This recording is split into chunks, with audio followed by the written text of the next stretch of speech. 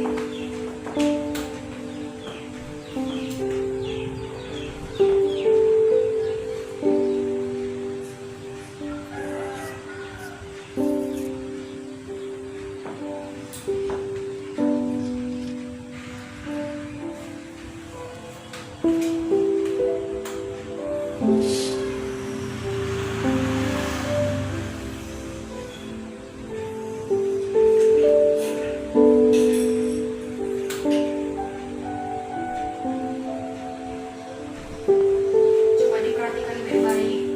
Baik Bu.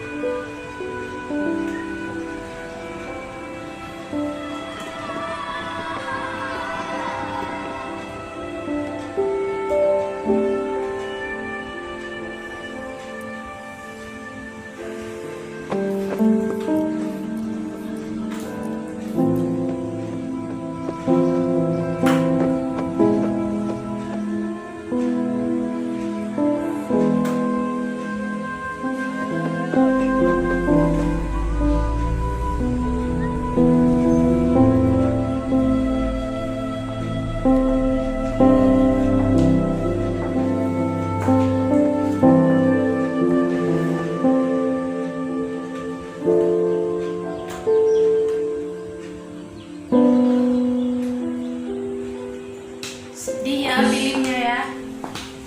Iya Bu. Nah, dari video ini Ibu mau tahu apa pesan moral yang bisa diambil dari video yang ibu kasih ini.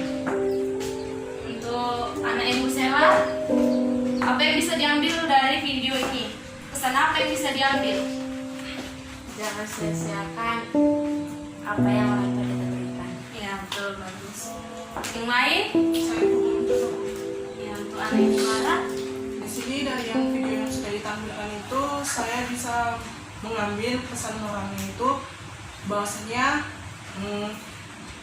kita jangan menyia-nyiakan waktu dan kesempatan yang ada, dan di sini juga selama orang tua kita mampu, kita harus bisa untuk mewujudkan cita-cita kita dan menjadi prestasi kita lebih baik, supaya suatu saat nanti dari hasil kerja keras orang tua kita itu semuanya tidak sia-sia. Iya, betul sekali. Kita semua ini pasti tentunya punya orang tua ya. Dan orang tua kita itu ibu yakin nggak ada yang presiden, nggak ada yang jadi wali kota. Tapi mungkin di area di zaman atau tahun-tahun berikutnya anak-anak ibu bakalan sukses, bakalan semua jadi pejabat, punya pekerjaan yang bagus. Jadi karena itu orang tua itu nggak nggak mau menyanyiakan anak-anaknya itu seperti mereka. Orang tua itu nggak mau anaknya kerja di ladang, cari botol.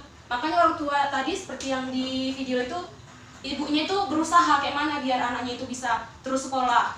Walaupun uangnya sedikit, tapi keperluan sekolah itu tetap harus ada. Dia nggak boleh anaknya itu putus sekolah. Jadi pesan moral yang bisa kita ambil seperti yang anak-anak ibu bilang, jangan sia-siakan pekerjaan orang tua kita. Jadi payah orang tua kita untuk menyekolahkan kita. Makanya kita di sini belajar itu harus bagus, tekun, nggak boleh main-main.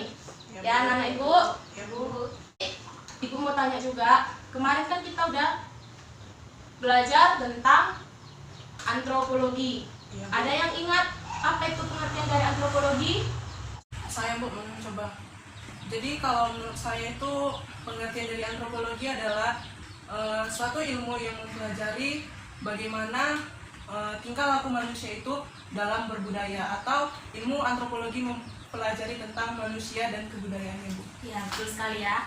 Ya, jadi antropologi itu terdiri dari dua suku kata, antropos dan juga logos. Kalau antropos itu artinya manusia, kalau logos itu artinya ilmu. Jadi arti dari antropologi itu adalah ilmu yang mempelajari manusia dari sudut pandang budayanya. Itu agar kata singkatnya biar bisa kita mengingat apa arti dari antropologi. Ya, jadi kita di sini akan mempelajari sekarang materi kita mengenai unsur-unsur budaya. Ya, jadi tujuan dari pembelajaran kita yang pertama itu, siswa itu diharapkan mampu untuk mendeskripsikan unsur-unsur budaya, dan juga siswa harus mampu mendeskripsikan wujud dari kebudayaan, dan juga siswa itu diharapkan harus mampu menganalisis unsur-unsur dari kebudayaan itu sendiri. Oke, jadi di sini ibu punya dua tema. Nanti ibu akan kasih sama anak-anak ibu. Jadi kalian itu akan dibagi menjadi dua kelompok, dan dua kelompok ini nantinya akan menjelaskan mengenai tema-tema yang ibu kasih tadi. Ya, mengerti anak-anak ibu semua? Mengerti Bu. Dan pembagian kelompoknya itu nanti ibu kasih ya caranya. Tunggu sebentar. Jadi siapa yang mendapat kata yang sama itu menjadi satu kelompok, dan yang mendapat kata yang sama juga itu juga jadi satu kelompok. Mengerti anak-anak ibu? Mengerti Bu.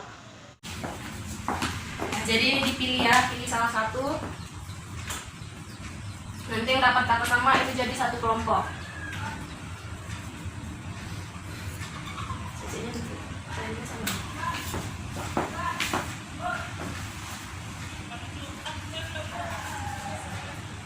Sela sama dengan siapa? Iya Bu.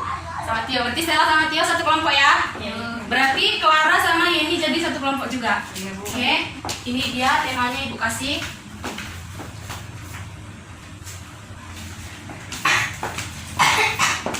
Jadi nanti kalian membahas tentang ini ya. Iya Bu. Tema yang ibu kasih itu menjurus ke satu topik juga, menjadi subtopik dari unsur-unsur budaya yang kita pelajari hari ini. Jadi ibu kasih waktu untuk berdiskusi, mendiskusikan itu supaya anak-anak ibu nanti menjelaskan ke depan. Setiap satu kelompok menjelaskan satu tema yang udah Ibu kasih tadi. Baik. Kalau masih ada yang mau ditanyakan, boleh ditanyakan sama Ibu ya.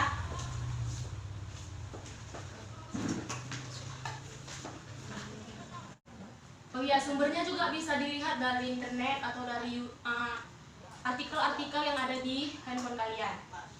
Jadi ya, hari ini nggak apa-apa buka handphone untuk mencari sumbernya ya. Baik, Bu.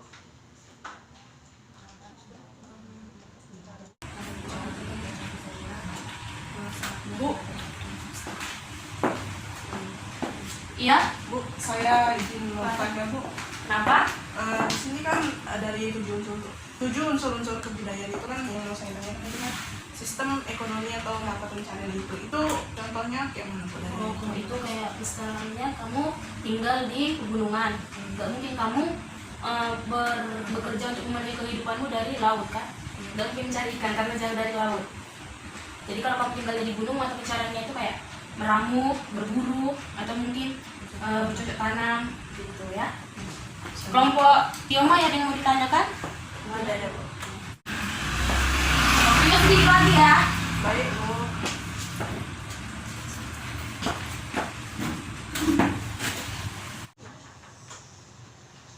Ibu kira udah siap semua ya? Sudah, Bu. Kelompok Sela udah bisa mempresentasikan, menjelaskan tema yang Ibu kasih tadi ke depan? Sudah, Bu. Kalau kelompok Clara, Yeni? Sudah bisa, Bu. Ya, oke. Untuk yang pertama kelompok dari Sela dan Tionghoa. Silakan ke depan ya untuk menjelaskan materi yang telah Ibu kasih tadi.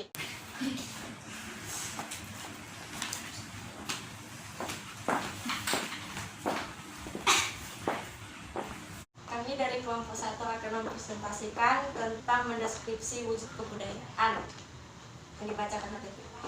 Ikut wujud kebudayaan 1 sebagai sistem ide. Wujud kebudayaan sebagai sistem ide ini bersifat abstrak, tidak bisa diraba maupun difoto karena terdapat dalam alam pikiran. Contohnya itu sosial atau aturan sopan santun. 2. Sebagai sistem aktivitas. Wujud kebudayaan sebagai sistem aktivitas merupakan sebuah aktivitas atau kegiatan sosial yang berpola dari individu dalam suatu masyarakat. Contohnya perkawinan. 3. Sebagai sistem artefak. Wujud kebudayaan sebagai sistem artefak adalah wujud kebudayaan yang paling konkret dan bisa dilihat dan diraba. Wujud kebudayaannya merupakan kebudayaan fisik yang merupakan hasil-hasil kebudayaan manusia baik dari tataran sistem ide maupun aktivitas, contohnya kain ulus. Berikut penjelasan dari kami, ada yang mau bertanya? Kelompok kami saudari. Silakan kelompok dari Clara mau nanya, silakan dijawab pertanyaannya ya. Oke, Bu. Jadi kan kelompok kalian tadi ada menjelaskan bahwasannya wujud kebudayaan itu sebagai sistem ide. Jadi sistem ide itu bersifat abstrak, yang dimana abstrak itu tidak tampak atau tidak kelihatan.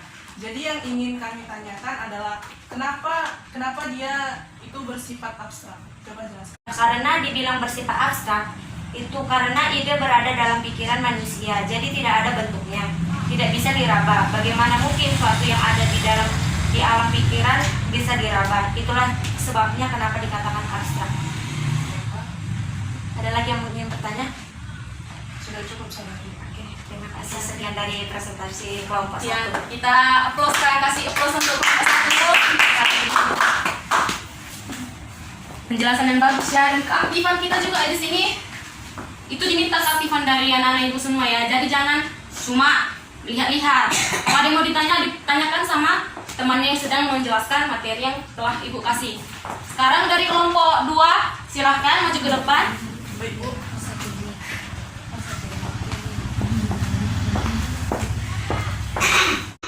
Baiklah, di sini kami kelompok 2 kami akan menjelaskan tentang 7 unsur-unsur dari budaya. Yang pertama itu adalah bahasa. Bahasa itu adalah alat bagi setiap manusia atau dari setiap kita supaya kita itu dapat mengerti, berkomunikasi atau bagaimana memahami bahasa antara dari satu dengan yang lainnya.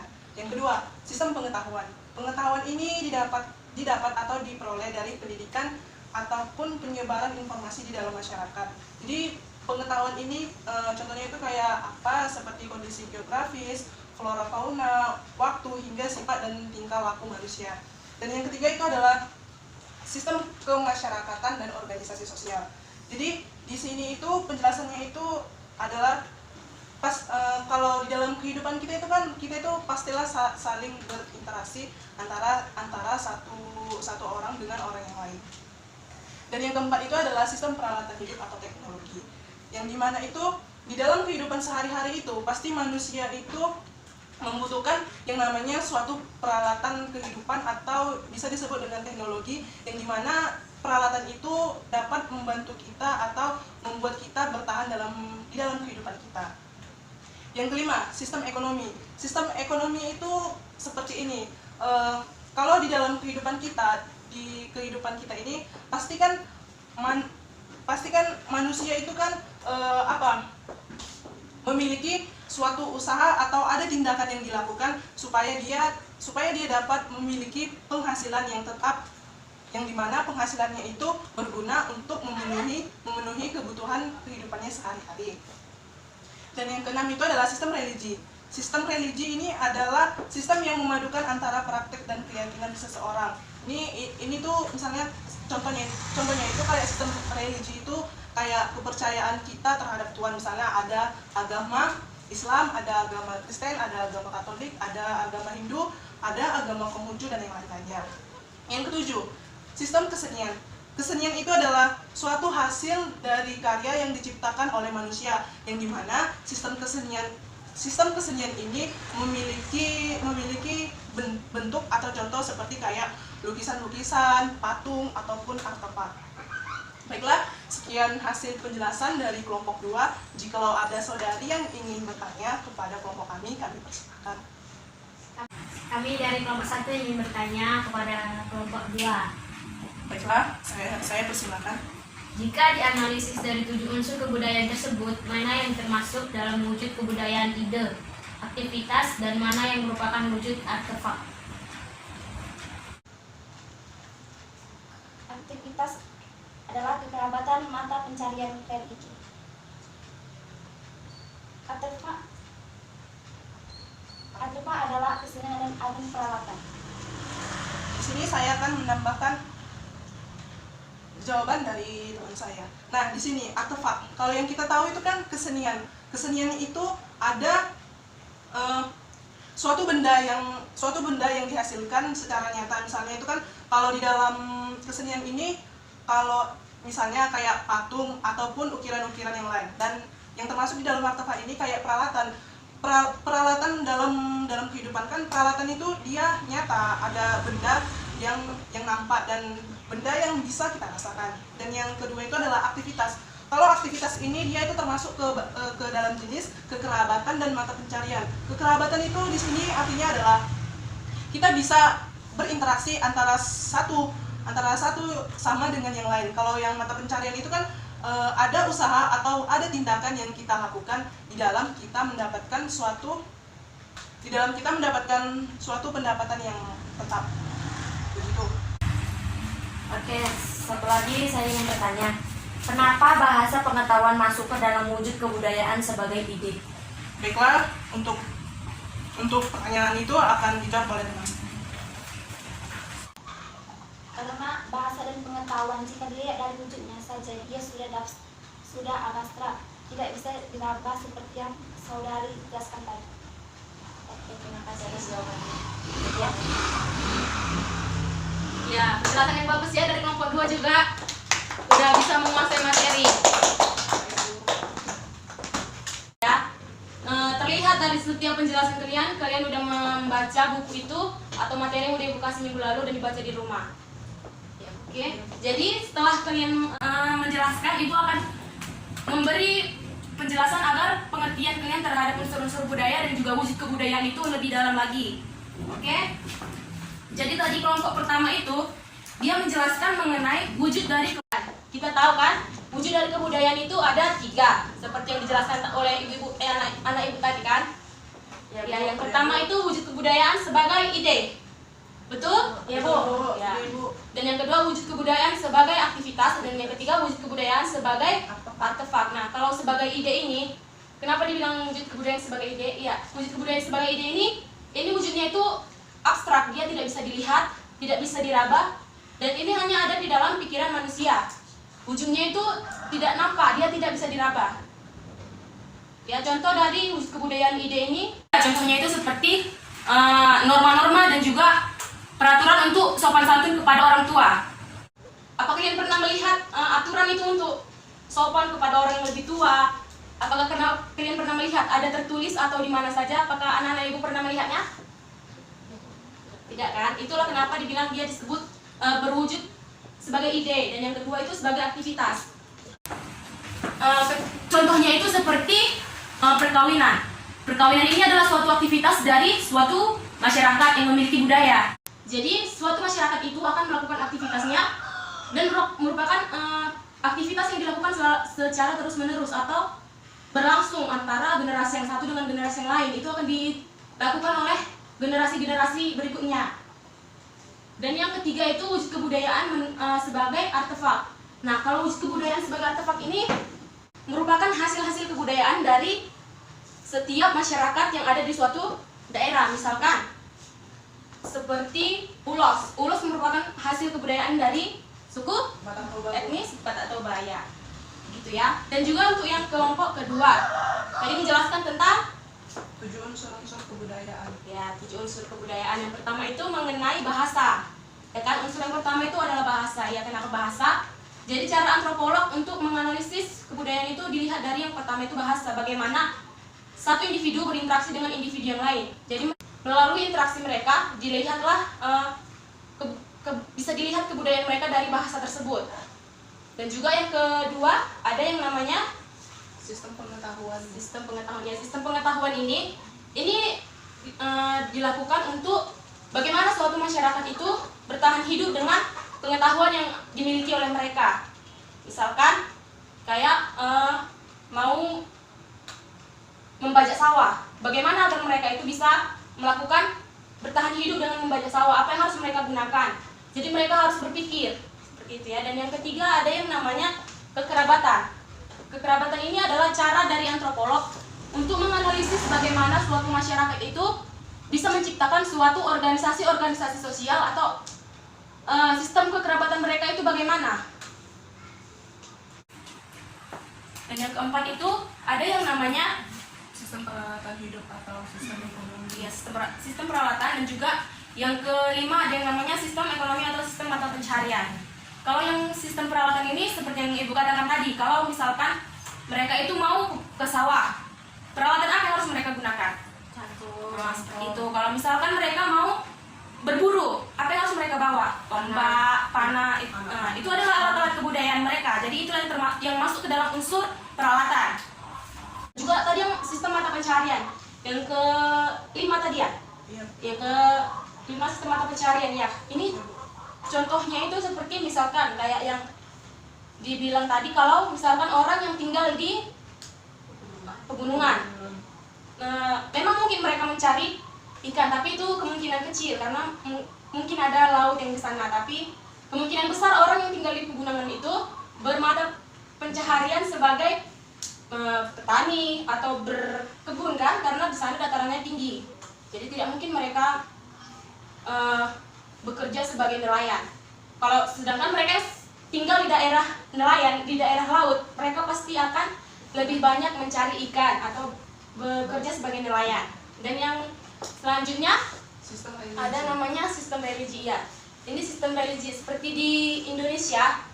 Kita ada berapa agama? 6. Apa aja? Kristen, Katolik, Islam, Hindu, Buddha, Konghucu. Ya. Nah, dari ke-6 agama itu tentu saja cara mereka beribadah itu berbeda-beda. Kebudayaan mereka itu tentunya berbeda kan. Dan apa yang mereka sebut profan dan yang tidak dianggap profan itu pasti tentunya berbeda. Misalkan seperti agama Kristen tentunya menganggap kalau kalung salib itu adalah suatu yang sakral. Sedangkan bagi yang beragama lain menganggap itu tidak sakral, itu hanya suatu benda, seperti itu kan. Dan juga yang terakhir ada unsur kesenian. Ya, jadi setiap suku atau etnis itu bisa melihat unsur kebudayaan dari kesenian mereka. Dan hasil dari kesenian mereka seperti patung atau mungkin kain ulos, berbeda dengan kain yang digunakan oleh etnis atau suku Jawa ketika mereka menikah. Nah, di sini ada yang namanya prinsip holistik dalam memahami unsur kultural universal. Jadi maksudnya di sini memahami secara holistik budaya bukan berarti mencampur adukan setiap unsur kebudayaan, namun untuk melihat keterkaitan dan pengaruhnya antara satu unsur kebudayaan dengan unsur kebudayaan yang lain. Contohnya itu, tahu Pranata Mangsa? Jadi mereka kalau mau mencari ikan di laut atau menanam tanaman di ladang, mereka itu ada kalendernya dari pengetahuan mereka, pengetahuan dari nenek-nenek moyang mereka. Bagaimana, ada yang tahu Pranata Mangsa kayak mana? Seperti apa? Saudari Clara, anak ibu Clara sepertinya? Kalau misalnya kalau di daerah saya itu Iya. dulu ada yang kita katakan nenek moyang yang sampai sekarang mereka itu masih menerapkan sistem yang sama yang kayak ibu katakan tadi. Misalnya kalau di bulan pertama itu, di awal tahun itu, jangan dulu ditanam tanaman ini karena tidak baik, dan juga karena ada dari mungkin cuaca ya, jadi dia tanaman itu nggak bisa berhasil tumbuh, mungkin ada di bulan-bulan tertentu gitu Bu, makanya tanaman itu bisa berhasil, begitu Bu. Iya. Jadi maksudnya dari prinsip holistik ini dia seperti itu, ada keterkaitan antara unsur yang satu dengan unsur yang lain. Seperti Pranata Mangsa tadi. Ini kan adalah keterkaitan antara unsur pengetahuan dengan sistem mata pencaharian. Kenapa? Karena Pranata Mangsa ini pengetahuan mereka melihat waktu yang tepat, melihat seperti bulan-bulan atau bintang itu kalender mereka berdasarkan pengetahuan mereka. Mana waktu yang tepat untuk menanam tanaman atau bekerja mencari ikan di laut. Itu mereka melihat bagaimana supaya tidak ada terjadi suatu kerugian. Ya, seperti itu. Terus ya, Ibu kira pelajaran kita hari ini sudah cukup dan Ibu mau memberi tugas untuk minggu depan. Baik Bu. Tapi sebelum memberi tugas, Ibu mau tanya dulu siapa yang bisa buat kesimpulan dari materi kita hari ini. Ya, untuk Clara, apa tadi kesimpulan dari materi kita hari ini? Seperti yang tadi sudah dipelajari itu, yang tentang wujud kebudayaan itu terbagi menjadi 3. Yang pertama sebagai sistem ide, sebagai sistem aktivitas, dan sebagai sistem artefak. Dan di sini itu juga kami bisa memahami, atau sebelumnya kan kami belum mengetahui tentang apa saja dari 7 unsur-unsur kebudayaan itu, yang dimana pertama itu adalah sistem bahasa, sistem pengetahuan, sistem kekerabatan, sistem peralatan hidup atau teknologi, sistem ekonomi atau mata pencarian, sistem religi, dan sistem kesenian. Menurut saya seperti itu, Bu. Iya, betul ya. Tepuk tangan dulu. Kasih aplaus untuk teman kita Clara. Iya. Jadi kesimpulan kita hari ini yang bisa kita ambil, jadi antropologi itu adalah ilmu yang mempelajari tentang manusia dari sudut pandang kebudayaannya. Jadi yang bisa kita cari dari kebudayaan manusia itu bisa kita lihat dianalisis dari unsur-unsur kebudayaan yang ada di setiap masyarakat. Ini secara universal, unsur-unsur ini adalah universal, artinya umum. Dari ketujuh unsur ini bisa kita analisis ke dalam 3 wujud kebudayaan. Wujud kebudayaan yang pertama itu ada yang namanya wujud ide. Ini tidak bisa dilihat atau tidak bisa diraba karena sifatnya ada di dalam abstrak dan ada di dalam alam pikiran. Dan yang kedua, wujud kebudayaannya itu adalah sebagai aktivitas. Dan yang ketiga adalah wujud kebudayaan sebagai artefak. Ya. Oke, Bu rasa itu sudah cukup dan catatannya udah banyak ya. Jadi minggu depan Ibu tanya-tanya harus tahu ya. Dan yang bisa menjawab akan dapat nilai A. Oke. Dari Ibu. Oke. Ya, Ibu rasa sekarang cukup pelajaran kita hari ini. Ya, untuk tugas minggu depan tentang Ibu mau kalian mencari keterkaitan dari 7 unsur kebudayaan tadi. Kan udah Ibu jelaskan kan? Udah Bu. Ini tugasnya individu atau kelompok Bu? Tugasnya Ibu rasa individu ya. Dan jangan ada yang sama antara satu dan mungkin ini bisa sama sih jawabannya. Tapi harus ada contohnya ya. Baik Bu. Ya. Yang tidak mengerjakan besok tidak boleh masuk ke dalam kelas Ibu. Baik Bu. Ya, Ibu rasa hari ini cukup ya. Kita akhiri saja pertemuan kita hari ini. Ada lagi yang kurang jelas? Sudah cukup. Oke. Ketua kelas, pimpin doanya, kita akhiri saja pertemuan kita hari ini. Baiklah, sebelum kita mengakhiri pelajaran kita hari ini, alangkah baiknya kita terlebih dahulu berdoa menurut agama dan kepercayaan kita masing-masing. Berdoa dimulai. Berdoa selesai. Amin. Terima kasih ya untuk partisipasi anak-anak ibu hari ini. Bu ucapkan sekali lagi terima kasih banyak.